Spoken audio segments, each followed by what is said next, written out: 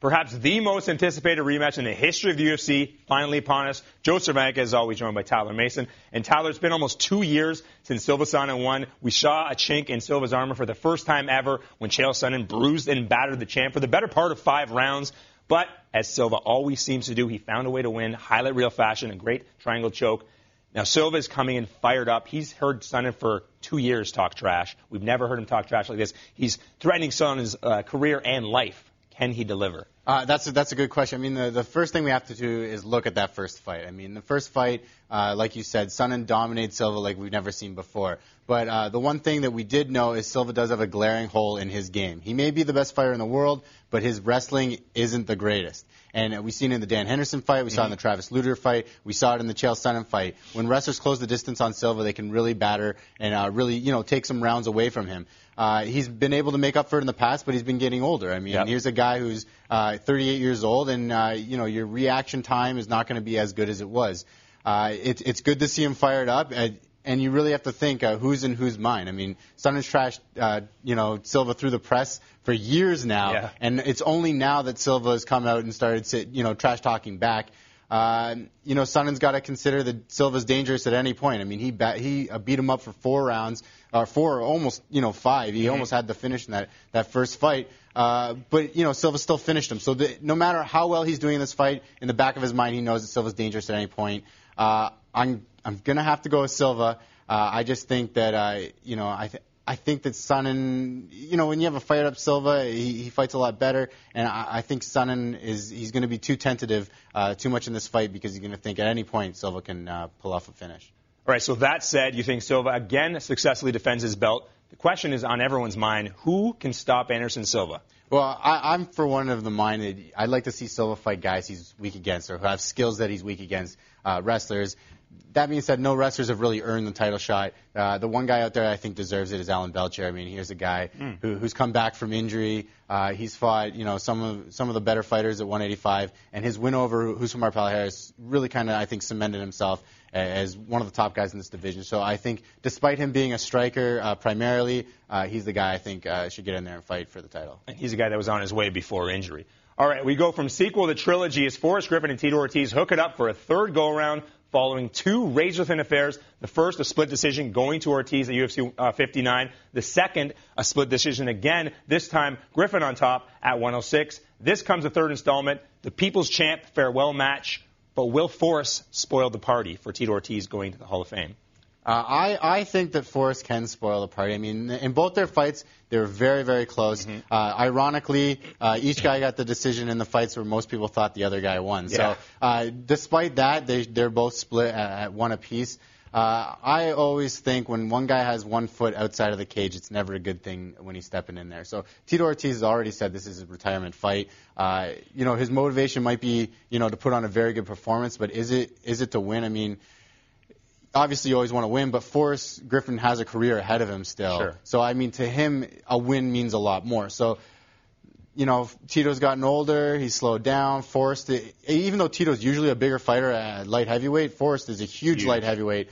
I got to go with Forrest. I think it's going to be by decision. I mean, neither of these guys have, finished a lot lately, aside from Tito's guillotine over Bader. But, Forrest doesn't really have the finishing, and I think it's kind of going to be a mirror of their first 2 fights. Okay, so another decision, maybe a fight of the night candidate. You said Forrest has a lot of career left in him. There was whispers that maybe he wanted to walk away around the Shogun loss. Who would you like to see Forrest come back to get back on track and maybe make a run at another title shot? Well, I mean, there was talk of Stephen Bonner was lobbying for them to be trilogy. A trilogy for them and possible coaches on The Ultimate Fighter. I think that would be kind of a good end to a career, to come full circle, to have the 2 guys that really blew up the popularity of sport coaching on an Ultimate Fighter, and then finally fighting each other at the end of the show. Does a lot of people want to see that fight because Bonner has dropped 2 decisions to Forrest? It's questionable, but Bonner has been stringing together some very good wins lately. They both always bring it. So. I, for one, think that going full circle and having the 2 of them fight is a good end to a career. All right, from possible retirement to potential triumphant return as Patrick Coté makes his first appearance in the octagon since October 2010. Now, the Predators reeled off 4 straight wins outside the UFC since then, but faces a very stiff test in the always entertaining, high-flying, human highlight film that is Kung Lee. Can Coté make another run in the octagon like he was before when he was up to Anderson Silva speed? I think this is probably one of the more perfect matchups for Coté to come into when he's coming back into the UFC. I mean, Kung Lee is one of the most dynamic strikers there are in MMA. I mean, he will outstrike anyone in the first round. In the first round. In the first round. The problem with Kung Lee is anytime he has a long layoff, he comes out, pretty good. He looks really good, and then he slows down and he gasses. And, when he's fighting a guy like Coté, Coté's a very hungry fighter. He's been lobbying to get in the UFC. Mm-hmm. He really wants to be back in the biggest show in the world. And when you're fighting someone who's motivated like that, who has the jaw, the chin that Coté possesses, and the power that Coté possesses, is extremely dangerous for a guy like Kung Lee. Kung Lee's no spring chicken either. So I think it all points to Coté to me. I mean, he's got the power, he's got the chin, and he's got the drive to really push the pace on Kung Lee, and I think take this fight. Kung Lee's 40 years old, like you said, no spring chicken. He's also a guy that doesn't fight all that often, and it would be his second straight loss since coming over for Strikeforce. Could this be it for Kung Lee in the UFC with a loss here? I don't think it would be the UFC's decision to get rid of Kung Lee. I mean, he has a very large following in San Jose. I mean, he can always draw people into a fight there. So I think if you want him to headline a television card, very possible. Although Kung Lee does have a movie career on the side. Yeah. So, I mean, he could possibly choose to just focus on his movie career while he can and make a lot more money without having to take as much damage. So I think if he does lose this fight and it is the end of his career, I think it'll be his decision and not the UFC's. And you do own the Kung Lee straight-to-DVD box set, don't you? Yeah, of course. All right, our final bout of the week sees Dong Hyun Kim, who's quietly just lost one fight in his 18 pro careers. That loss coming to interim welterweight champ Carlos Condit, so no slouch there. The stun gun will be pitted against BJJ expert Damian Maia. This will be Maia's welterweight debut. Will the weight cut be a factor? Yeah, the weight cut could be a factor. I mean, Damian Maia was never a huge 185er. But, every time you want to see, or anytime you're going to see a guy at a new weight class, his cardio is going to be a question. How is he going to adjust to cutting all that weight? That being said, I think, Dong Hyun Kim is one of the best grapplers at welterweight. He's a very good judoka.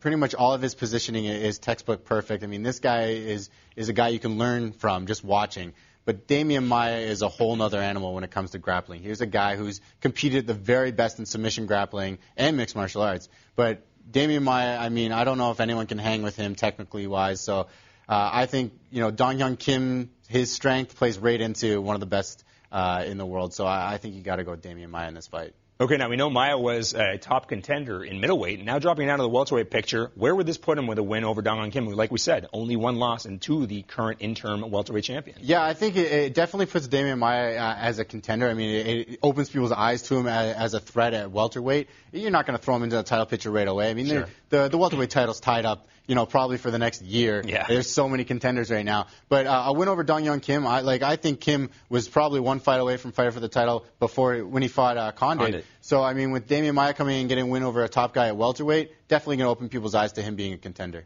All right, let's recap. You're going with Anderson Silva to remain the undisputed middleweight champion, Forrest Griffin to take the rubber match with Tito Ortiz, Patrick Coté to have a successful return to the octagon, and Damian Maia to make a splash at 170, taking out the stun gun. Make sure you tune in to Sportsnet Monday and all week for a full 148 breakdown on UFC Central. Next week, we'll finish up the main card and delve into the prelims. Chad Mendes, Ivan Menjivar, John Alessio all in action. That's it for us. For Tyler Mason, I'm Joe Cervenka. We'll see you in 7 days for the wrap on UFC 148.